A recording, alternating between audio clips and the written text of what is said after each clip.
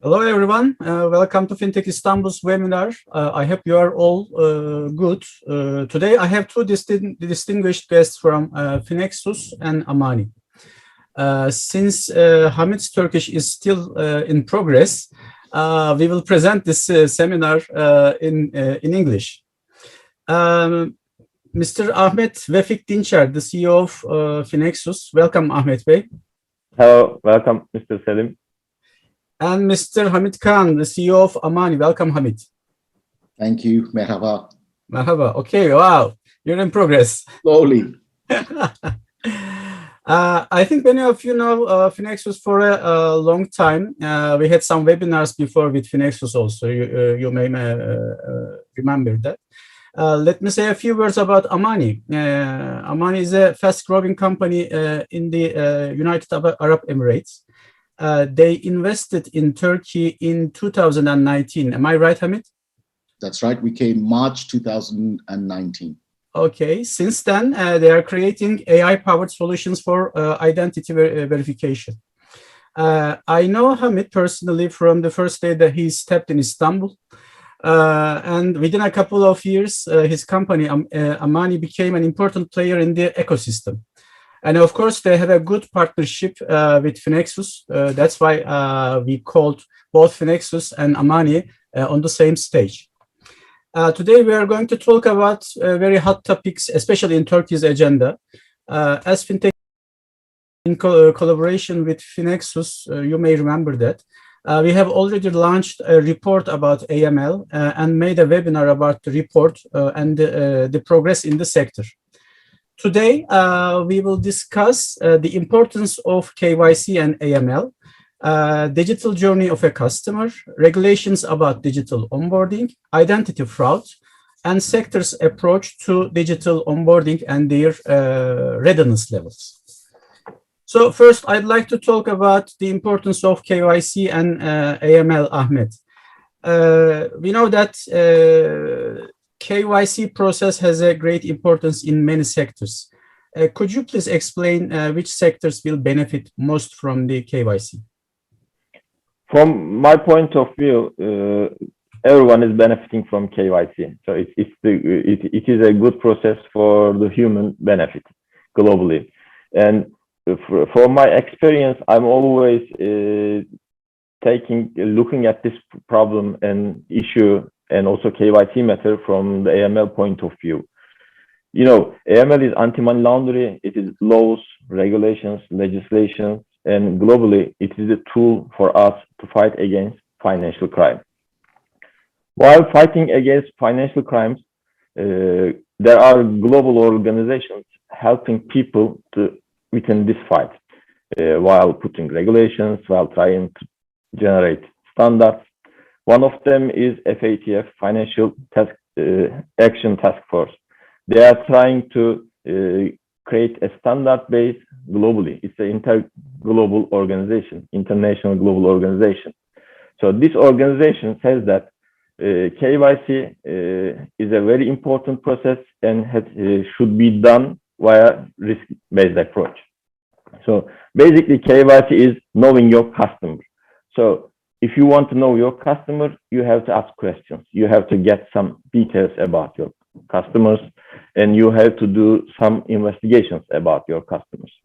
So FATF says that, yes, you have to ask, but you have to do a risk-based approach while eliminating the risks of your customers. So some organizations like MASAC, local organizations, they are defining other legislations to the country level, to specific country level organizations, and then banks, financial institutions, any kind of fintech organization should apply and follow these legislations to comply this KYC matter within a proper level. So while doing KYC, there are a couple of questions like, who are you? Where did you earn this money? What did you do? What are you gonna do with this money? Who are your business relations? What transactions you should done? So to have a better AML action, you have to monitor the transactions of your customers. You have to screen your customers And at the end of the day, you should always know your customer. Knowing your customer always starts at the first stage. So while onboarding your customer to the bank, to the financial organization, to a fintech, maybe an online shopping organization. So while doing these things, there are a couple of synonyms. Yeah, we call, for example, EDD, CDD, customer due diligence. So customer due diligence are the basic questions, like I said before. But from the risk-based approach, you say that, okay, these customers are, problematic, can be problematic. So I have to get more information about these customers. So you have to move to the EDD process to tackle these risks with the answers. Within this EDD process, you have to prove the identities, you have to prove the locations of the customers, you have to get more information about your customer and their business that can create risk for you and risk for the community. But this process is not that easy. While talking about this KYC process, people always say that, okay, who you are, yes, this is my identity, yes, screen myself, okay, done. It's not like that. It's always not like that. So according to Thomson Reuters research, an average customer onboarding process takes around 48 days. 48 days. And it costs $60 million to global organizations just for the new customers. But as I said before, KYC is not only about the upcoming new customers. You should always do your KYC and always you should refresh your data about your customers. So monitoring and screening is a very important part of KYC. And I believe within a couple of years' time, we improve this process a little bit more. So KYC applications within this time period generated risk scores for the financial institution. As you asked, which financial institution, a bank, and maybe a fintech. So generating detailed risk analysis is important, and it is now straightforward. And it can create a CDD process to EDD process later on. And also now we are integrating this process with screening processes. So screening the customers, screening the transactions are now automated, but it is still a struggling point for everyone. So we have to get a better approach to this customer onboarding process. And at that point, I think the globalization is very important, and digitalization on top of globalization is another step for us to tackle it, which is digital identity definitions, verification, and onboarding process. I think it is very important because it will help users, customers while onboarding to the new bank or a fintech. The user experience will be improved a lot. It will be important for the banks and FIs and fintechs because it will help them to decrease their costs while onboarding their customers. So we usually use KYC and AML in the same sentence. So that's why I call them as the cousins. Yes. So how can we combine KYC and AML with the help of technology like artificial intelligence? That's a very good question. As I said, FATF, the global organization, says that you have to tackle this problem with risk-based approach. It means that you can use AI or you can use machine learning while calculating these risks. For example, as you know, Mr. Selim, we have an application for the customer screening, but sometimes it can create false positive alerts. It is common globally because it just uses fuzzy logics and sounding algorithms to try to understand who is who. And while comparing lists like OFAC, SDN list, or UNL-Kaide list. So technology is coming to help us exactly at this point. So if you want to screen all of your customers regularly and all of your new onboarding customers regularly, it will cause you so many manual operations. Yes, we tackled that problem. We integrated these processes. So it's an automated process for everyone. But the created results can be huge. At that time, you will lose time. As I said a couple of minutes ago, 48 days to onboard a customer, maybe just because of this process. Mm-hmm. So you have created an alert via a system. Thanks to the system, it is integrated. It takes 2 days to help you, fine. But afterwards, you have to analyze so many alerts. So with technology, with the help of AI and machine learning, we can, focus on all these data and try to understand the risk appetite of the financial institution or the fintech, and try to evaluate the data has been created from the EDD or CDD processes, and create a risk score on top of all these details. So at the end of the day, the customer, not this time our customer, the FIs, can focus on the high risk entities, and they can spend time on their high risk entities, and users can go much more in a smoother way to a new FI or to a new fintech. So Ahmet, you have mentioned about customer due diligence and enhanced due diligence. What is the difference between those? The basics of due diligence is about knowing your customer and basic questions. The first step, customer due diligence, is asking you your identity, who you are, who would you like to do business. So how do you earn money? You can simply answer these questions. Where are you? Where is your home? Where are your other counterparties located globally? So these basic questions are easy. And according to your business relations, and your all these data, sometimes we feel that can be a problem for a financial institution. For example, you can locate it in a war location. There can be a war over there, and you would like to do so many transactions from there or to that location. At that time, you can say that I'm doing this just for medical business, so I'm helping people around there. So this is important, but we have to prove this information is okay. So at that time, we go to the enhanced due diligence part. So we have to site visits to the customer. We have to understand the business. We have to see all the details and all the maybe the papers of you to understand are you a risk or not. Okay, thank you. Hamid, let's talk more deeply about technology. Let's talk about digital journey of a customer, as Ahmed mentioned before. Could you please explain what do we have to understand from this journey? Sure, thank you. So thank you for giving us the opportunity to talk today.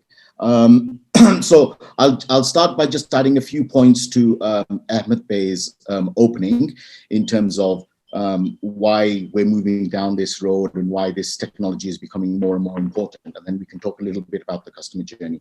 So as Ahmed Bey said, there are three main areas that are going to be massively impacted by digital onboarding.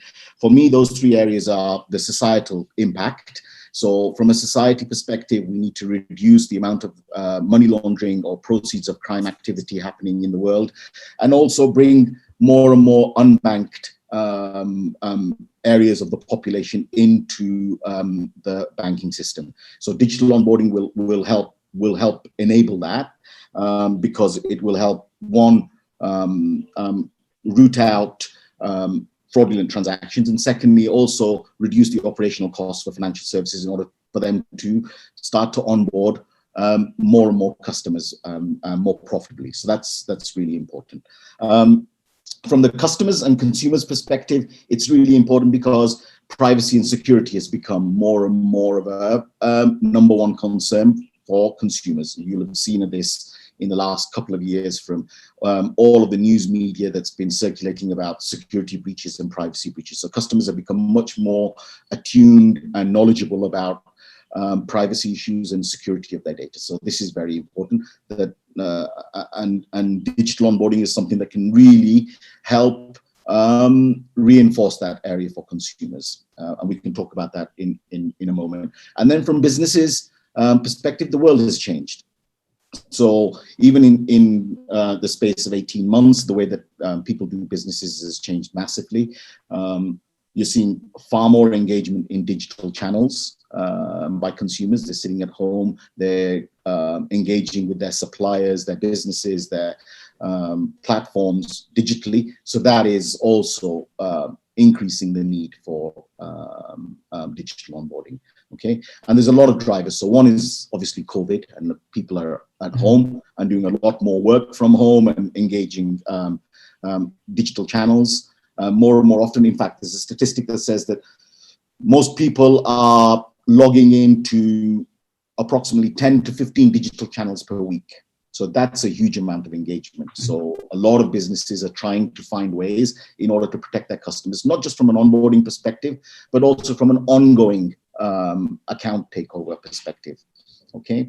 And then fraud has also increased massively. And I'm sure we're going to touch on that as well later, but fraud has increased massively over the course of the last 12 months, mainly because of opportunity. And also rationalization. So a lot of people now have more opportunities to access more online accounts. So there's more opportunities for fraud. And people are starting to rationalize that actually they're just impacting big businesses. They think it's a victimless crime, but it's not. And there's been a lot of backlash against financial services over the course of the last 3 or 4 years. So you're seeing a lot more attacks happening, especially in financial services as a result of that. And then I think the most important thing is actual business. And a lot of financial services businesses it's an extremely competitive environment. It's an extremely competitive business. In some regions, there's more financial services than there are people. So, there's a lot of societies that are overbanked, and there's a big need for financial services industry, financial services businesses to reduce their operational costs, and compliance and onboarding, especially in the old way, manually, is high cost. As Ahmed Bey pointed out, 48 days to onboard a customer. If you translate that into cost, it can be up to $75 per customer onboarding cost. So that's a unit cost of onboarding a banking customer, for example, in some jurisdictions. That's a very, very high cost, and that can be reduced materially by digital onboarding. So these are some of the key drivers that are moving governments and countries to start to adopt more and more digital methodologies for Know Your Customer and AML. So shall we understand that with the help of technology, only the FS companies should benefit from those opportunities, or also the other sectors as well? Okay, so it's a very good question. So of course, financial services industry is the one that has seen the highest value at the moment and the highest adoption rates. So there is an external factor, an external driver that is pushing financial services into the digital onboarding space, and that is regulation. Okay, it's a highly regulated industry, and as a result of that, that is pushing more and more financial services industries, businesses, to start to adopt digital customer onboarding.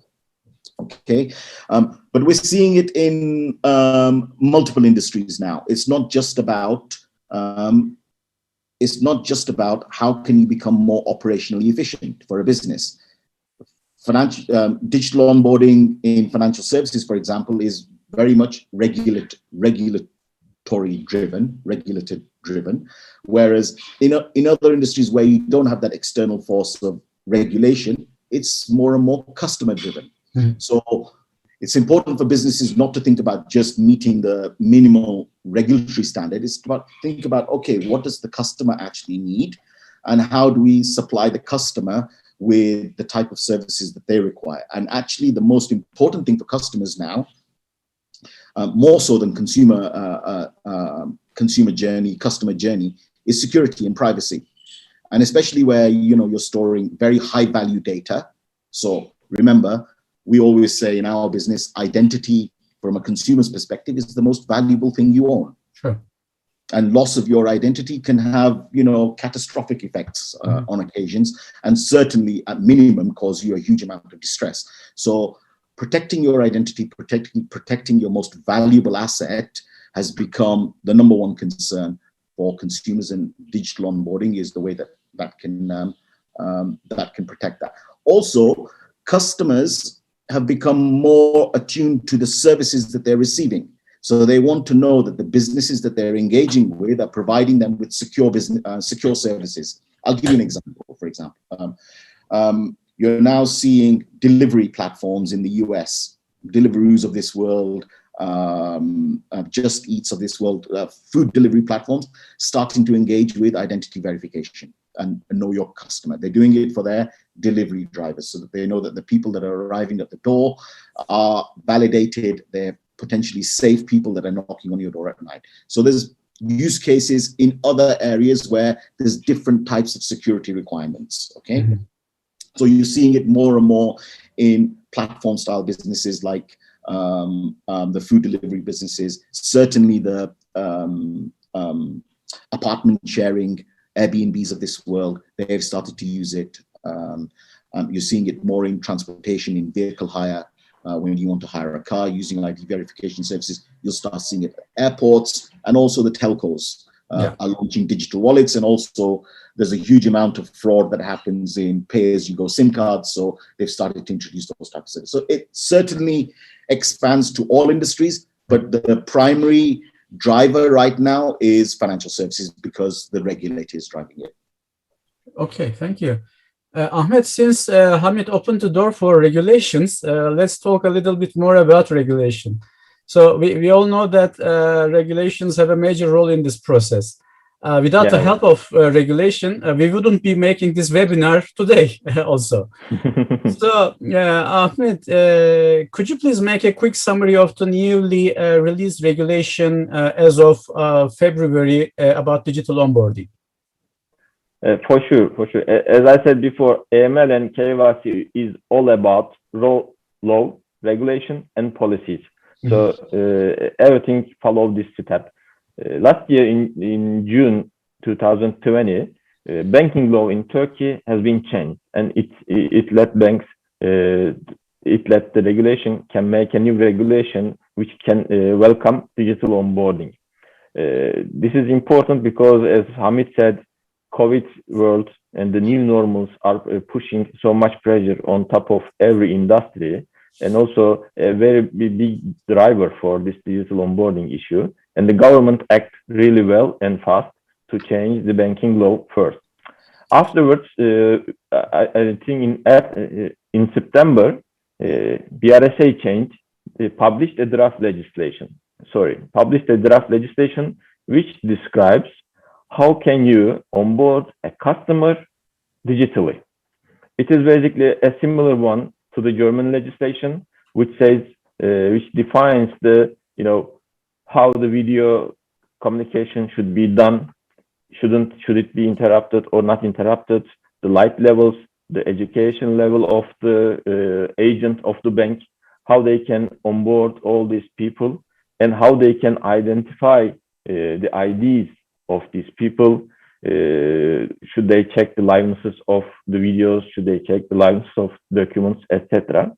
So BRSA published a detailed one, which is very clear for everyone. And we were expecting that one is not the last one, because MASAG is still on the stop there as a barrier, because according to the MASAG regulations, you cannot sign a contract with your customer without a face-to-face meeting, and you have to use a standard signing procedure.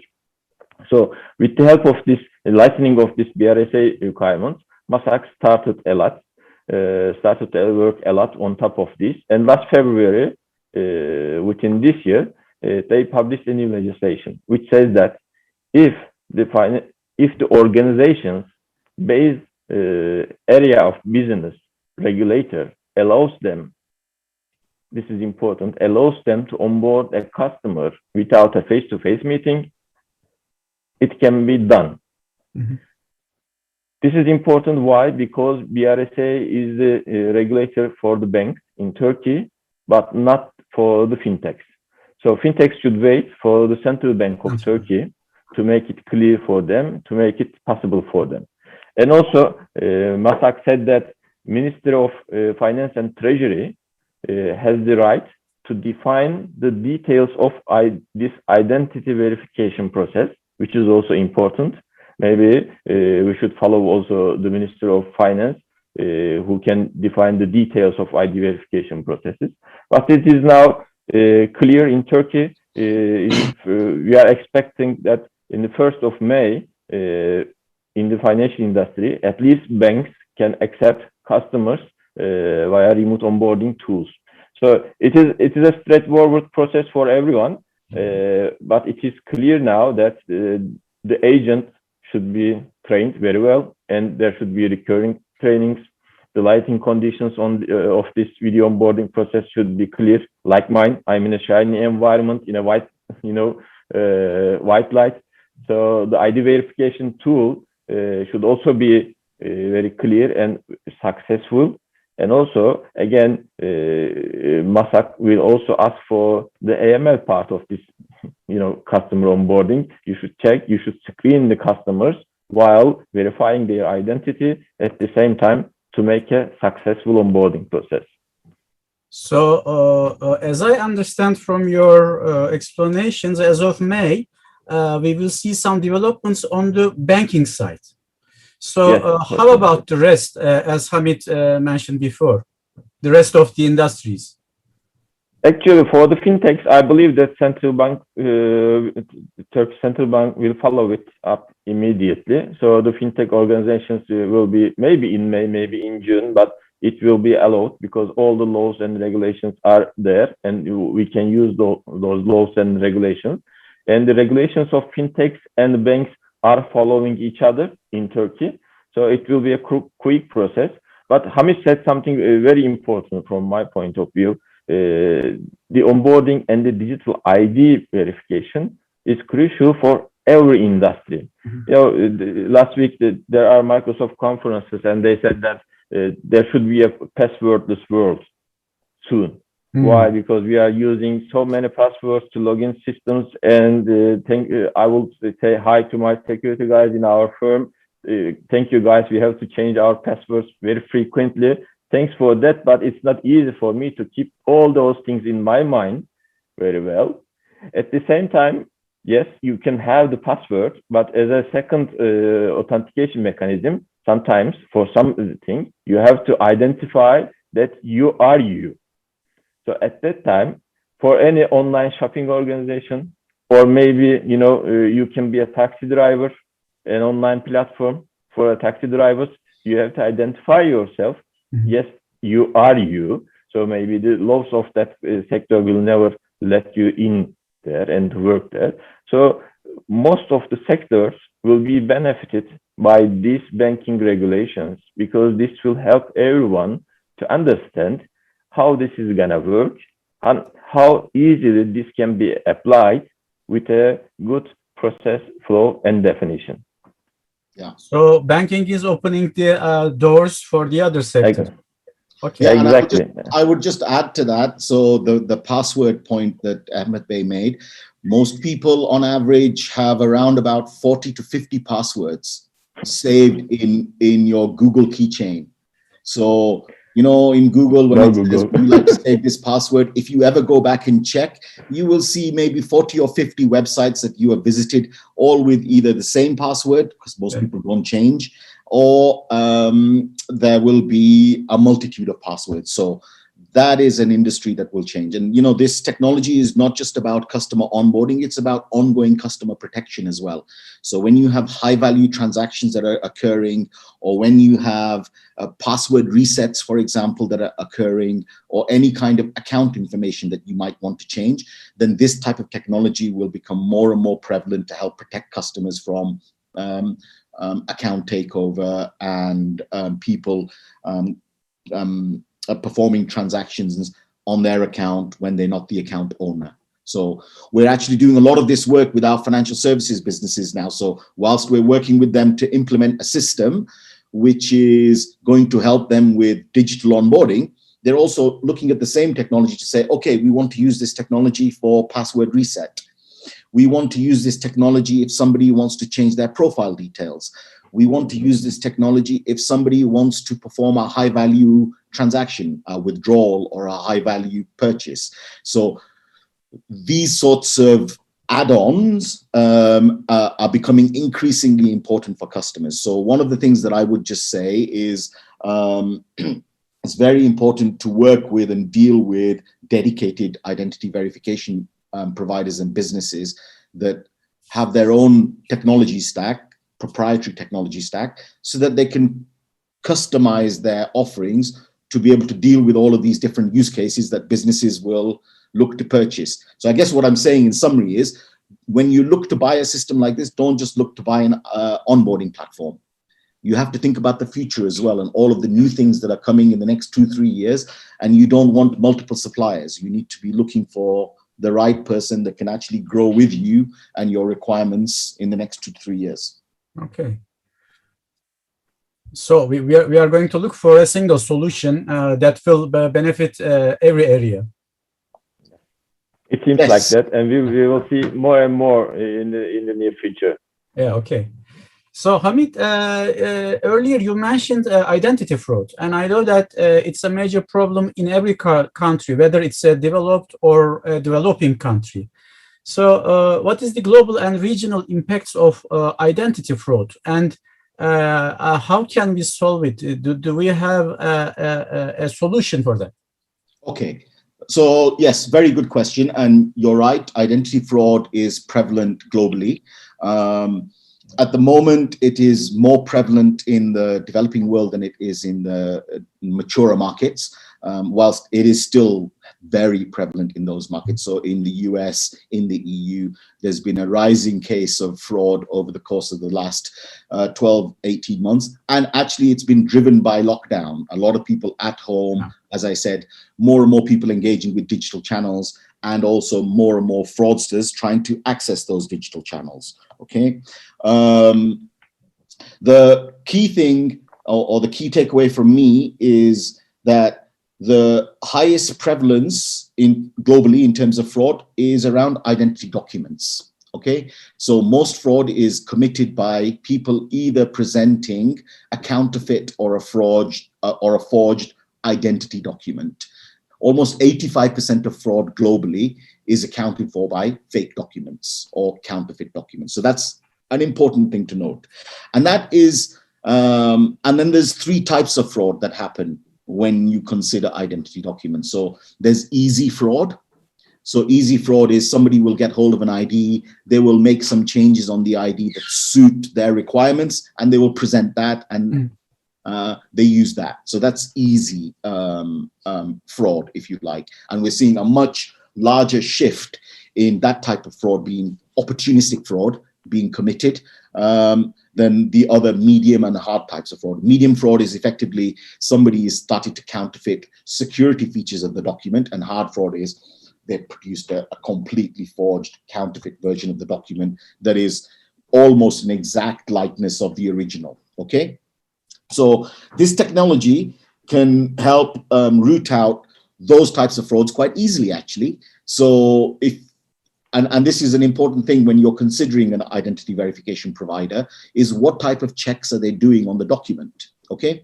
So traditionally, a business will receive a document, they will receive a live copy of it, somebody will take a photocopy, a human being will make a 10-second cursory glance at the document. They're not document experts, they've not been trained in evaluating documents, but they will look at a document, they will photocopy it and say, I think this is a true and fair likeness of the original. That's the standard of verification that is happening right now. And actually, even the easy fraud type ID documents are passing that methodology because the standard of verification is reasonably low. Now, as you get into AI-based identity verification systems, you're starting to see much higher standards of verification. So for example, at Amani, we do 116 checks on a document. That is everything from checking the font sizes, checking the checking the face on the document against the actual user, doing validations of data points across the document, and also checking for security features. So the technology exists to get around the easy fraud. Now, when you get into the medium and the hard fraud, it depends on how advanced your anti-fraud engine is in your ID verification engine. So just remember, not all IDV systems are the same. There are, once you get under the bonnet or the hood of the technology, you can start to see big differences, okay? So identity fraud is the first thing that people should look at, identity document fraud. And it's generally always ID cards as well. So there's normally ID cards, passports, driver's licenses, etc. The most of the fraud, the 85% that I'm talking about, is generally always ID cards as well, okay? Because ID cards are not standardized across the world. Passports are standardized, so they're easier to spot when changes have been made. But because ID cards are not standardized, that's where you see the majority of the fraud happening, okay? And you'll see more and more of that over the course of the next few years as actually the technology gets better for people to counterfeit, okay? So you'll need more and more advanced systems as the counterfeits become more and more advanced. Secondly, we're starting to see an increase, and this is a smaller portion, biometric fraud, okay? So there's 3 or 4 different types of biometric fraud. There's spoofing, there is masking, so 3D and 2D masks. There's sending multiple images through to the identity verification provider, and the fourth one has just slipped my mind, but it will come back to me in a second. But those areas are becoming more and more prevalent, okay? Because it's harder to fake your face. People have previously tried to do simple things like take a photograph from a photograph or take a photograph from a video. The technology exists now with liveness detection in order to be able to root that type of fraud out quite straightforward and easily, okay? Where it becomes more difficult is where the new technologies such as deep fakes and face masks have become more and more realistic, that is becoming more difficult to sort those types of frauds out, okay? And that's where the technology needs to advance more. It's not 100% perfect right now, but again, it highlights my point earlier, which is a lot of people, so I'll give you an example, a lot of banks are trying to develop this technology internally. So they have their internal systems, but there is huge development requirements over the course of the next 2-3 years in order to advance your systems to be able to detect these new types of frauds that are coming into the market. Okay, the last one that I forgot earlier was coercion. So it's not fraud, but it's actually forcing somebody to use biometrics against their will. And there are technologies that we are developing, such as emotion analysis, behavior detection, that can tell whether a person is under duress or stress when they're either being asked to perform a transaction or to onboard themselves. Oh, okay. So there's a lot there, but the main area is, you know, all the identity fraud that's happening in the marketplace at the moment. The majority of it is happening because of fake identity documents, and the identity document that's being faked the most is the ID card. The ID card. ID card, yeah. Okay.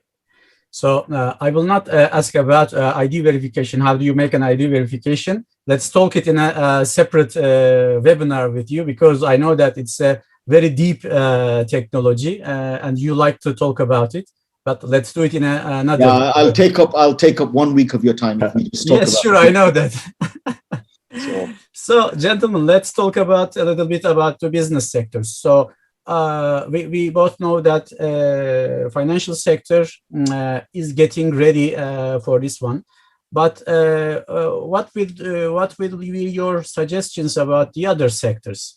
How should they make themselves ready for the upcoming both the regulations and the technologies? I would like to start, if you don't Please. mind, Mr. Hamid. I have a couple of answers for this. And also, I would like to add something on top of Mr. Hamid. People are frequently asking me about how a digital onboarding can be secured. So there are simple answers for that, but we have to highlight that before jumping to the other sectors, because I believe that those sectors are still asking these questions nowadays to their technical staff or to their regular staff. As Hamid said, the emotion check, as Hamid said, the liveness of the document check cannot be done via a person on the desk in a branch of a bank. So it is not easy for them to understand if this is a frauded or copied document, if this is a ID but fake, if this ID is not good enough. But the system can check it. As Hamid said, again, more than 100 points of data validation will be run over an ID. So working with systems with the help of AI is always more secure than doing them by human eyes and human intention. At the end of the day, if there is a risk, as I said before in the FATF organization's requirement, based on the risk, people will then work on that, no problem. So if you keep this in your mind, you can apply this technology for all of the industries, as I said before. So today, financial sector is trying to find a vendor for these kinds of applications. But I think this is the wrong approach. Finding a vendor for these kinds of technologies will never work.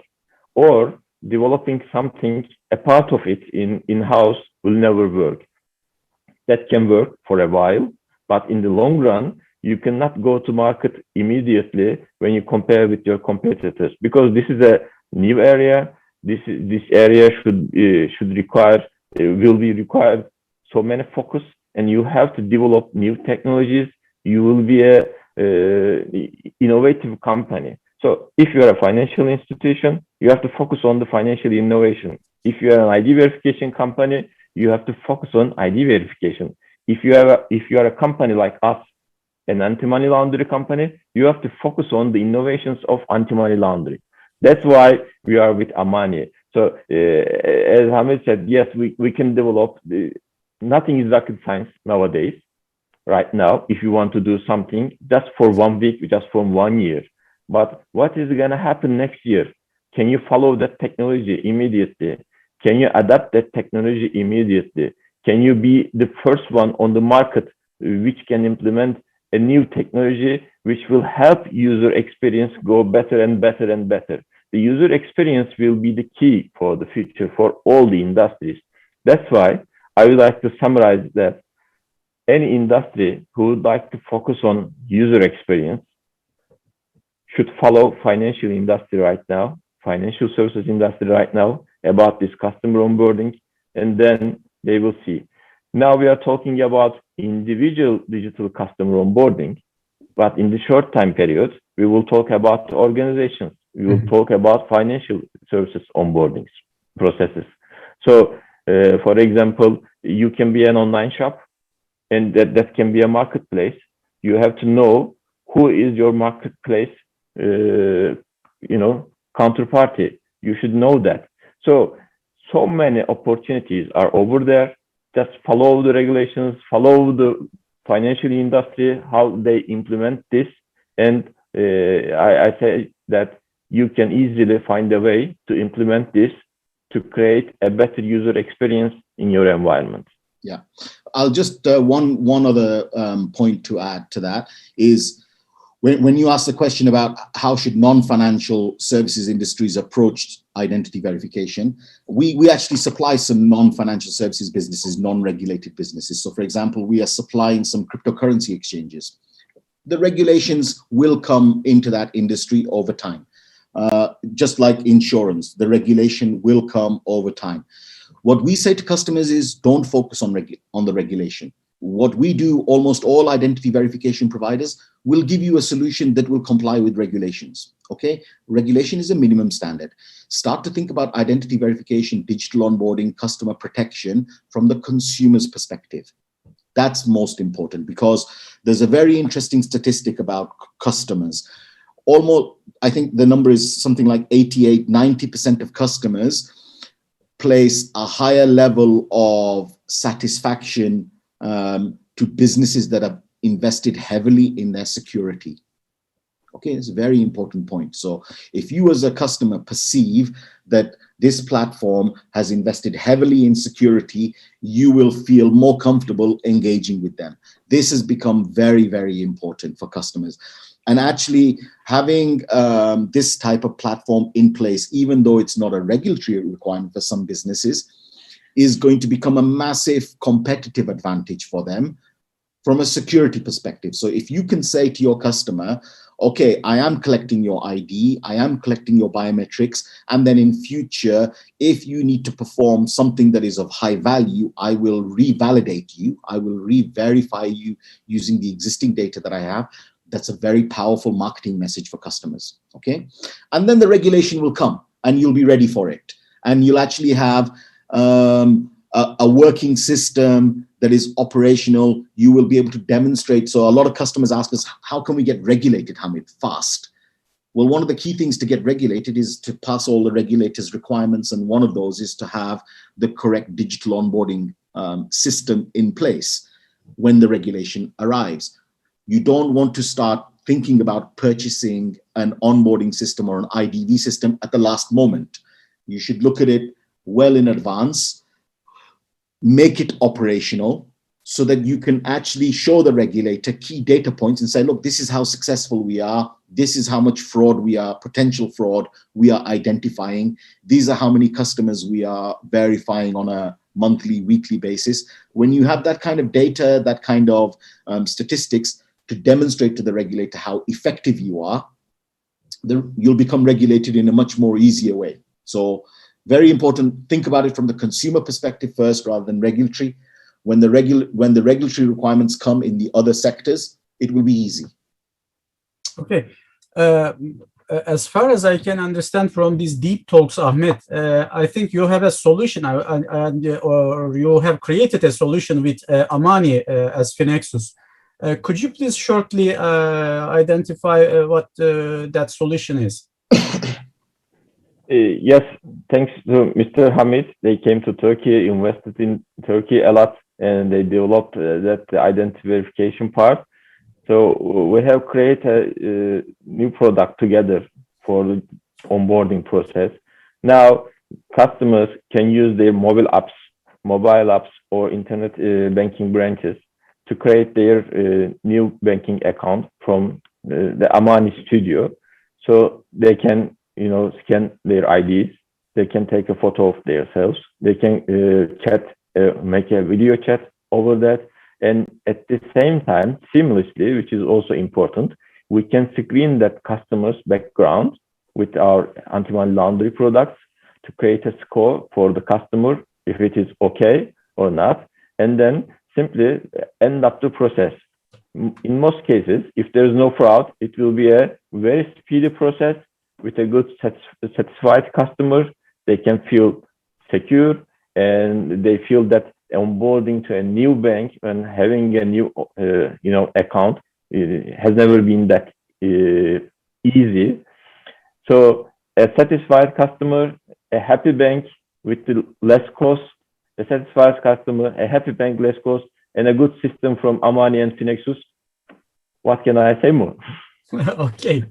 I'll add a few things. And rather than talk specifically about Amani and Fineksus system, which I'm sure we can sit here and we can tell you about all the amazing things about our platform, but we don't want to use this as a selling opportunity. What I would rather do is be a little bit more, try and be a little bit more informative. Okay, so when our customers approach us, we try not to say to them, okay, we are the best and you should use us. We always try to give information and make sure the customer is asking the right questions. Okay, so what I would say is there are 5 or 6 key questions that a business should ask their identity verification provider before making a decision whether to move forward with them or not. Okay, so I'll talk about some of those right now. The first one is, are they a dedicated IDV provider? Okay, so there's a lot of people in the market that do other things. They have other software platforms and identity verification is one of them. The reason I highlight this is because of all of the things that we've talked about, the changing nature of fraud over the course of the next couple of years. You need somebody who is dedicated and investing in enhancing technology to meet the new threats that are coming up in the identity verification space. So that's one area. The second area is don't let price dictate your purchasing decision. Mm-hmm. Okay, so some people there's a vast spectrum of pricing in identity verification, but you need to remember not all IDV is the same. It just isn't. It sounds the same. You scan an ID, you scan a face, and you get a result. But what's happening underneath in the engines is very, very different. So don't just look at the cheapest price, look at the value that you're receiving from the product, okay? Actually, a lot of our customers have come to us after having been with the cheapest provider. So it's in the long term, potentially more costly to switch providers. People should think about the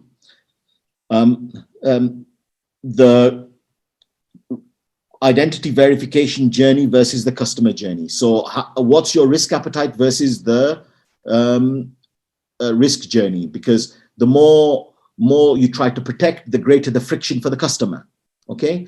So one size doesn't fit all customers. Every customer will have a different requirement. So make sure that whoever you're talking to has got identity verification protocols that are customizable, yeah? We use a layering effect, a layering methodology where we layer additional technologies on other technologies in order to maximize the results that are achieved. You need to find somebody who can fine-tune them and tweak them to your specific requirements, okay? So you can place importance on certain areas that you might not necessarily place on others. And this is very key in terms of choosing who you want to use. Okay, and then the last thing that I will say is that the most important thing from my perspective is, and this is something that you see lacking in this industry, is how much investment has been made in data security and privacy. Okay, there was a time when you're working with the bank and you thought or you hope that your data is secured because it's all on paper and it's stored by the banks. Now these your IDs, your biometrics are being stored on platforms, okay? On premise in most banks and outside of banks on servers, cloud-based servers. How is that data being protected? It's a very, very key question to ask of your ID verification provider. How can you protect from data breaches? So do they have things like, for example, different user-based escalations? So users with different permissions to access different information. I'll give you one example of something that we do. Once a profile has been validated, we mask all the data, so you can't see it. So anybody attacking the system from outside or even trying to look from inside cannot see the data unless they request permission for it to be unmasked, okay? Finding systems where you can see duplicate accounts, because the first thing that happens, and this is from our experience, is as soon as you launch a digital onboarding product, the fraudsters will be there. They'll be trying to open fake accounts and multiple fake accounts immediately from the first day that you open the system. Have you got a system that can generate alerts when the same ID card is being used for multiple accounts or the same face is being used for multiple accounts? These are things that people don't think about at the start, but once they've bought a system and they're working with it operationally, these are the questions that start to appear. Well, Hamid, perfect questions for the ones who are looking for the best solution for their companies. I think those are the quick takeaways for today from this webinar. So, gentlemen, we're out of time. So thank you very much for this fruitful conversation and discussion about KYC, AML, and digital onboarding. Sorry, can I just say one more thing before we go? I know we're out of time, but I like to talk a lot, but there is one more important thing I want to say about Turkey. Okay. So digital identity, and I saw this was a McKinsey report, and it's probably my favorite report that I've read, is that implementation of digital identity platforms has the potential to increase the GDP of a country by 3 to 13%. Yeah, sure. That's a really important takeaway. From 3 to 13%, 3 in the mature markets, in the developing markets like Turkey, for example, that's double-digit GDP expansion. And that is down to operational efficiencies, less fraud in the marketplace, et cetera, all the things we talked about. So that's a huge impact on society. That's a huge impact on a country's economic standing when these type of systems are brought into place. So it's very important just to mention that at the end. Yeah, well, thank you for the reminder. So I would like to thank you all for joining me today at this webinar. And I hope to see you again, both Ahmet and Hamid, in another session. We will put all your contact information on the screen. So anyone would like to contact you, they would use those informations as well. Thank you, Ahmet. Thank you for this opportunity. Thank you. Thank you, Hamid. Thank you. And next time we should make this webinar 3 hours long. Sure. With you, Hamid, 5 hours will be better. Thank you. Okay, guys. See you in the next webinar. Bye-bye. Pleasure. Thank you. Bye-bye. Thank you.